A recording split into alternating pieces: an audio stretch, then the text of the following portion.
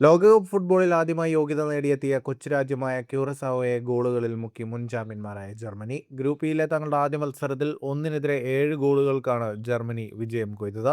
Super താരം കായ് ഹവേർട്സിന്റെ ഇരട്ട ഗോളുകളും ജമാൽ മുസിയാല, ഫെലിക്സ് ഡിമേച്ച എന്നിവരുടെ വെടിക്കെട്ട് പ്രകടനവുമാണ് ജർമ്മനിക്ക് വമ്പൻ വിജയം സമ്മാനിച്ചത്.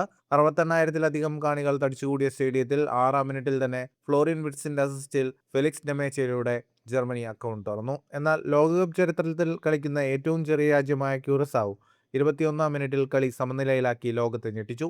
ലിബാനോ കൊമനേൻസിയ നേടിയ ആ ഗോൾ ക്യൂറസാവോയുടെ ലോകകപ്പ് ചരിത്രത്തിലെ ആദ്യ ഗോളായിരുന്നു. എന്നാൽ 38-ാം മിനിറ്റിൽ നിക്കോ ഷോൾട്ടർബെക്കിന്റെ ഹെഡർ ഗോളിലൂടെ ജർമ്മനി വീണ്ടും ലീഡെടുത്തു.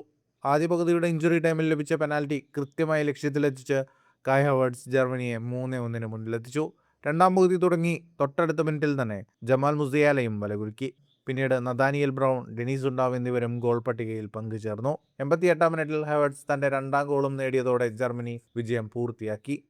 കഴിഞ്ഞ 2 ലോകകപ്പുകളിലും ഗ്രൂപ്പ് ഘട്ടത്തിൽ പുറത്തായ ജർമ്മനിക്ക് ഈ വിജയം വലിയ ആശ്വാസമാണ് നൽകുന്നത്.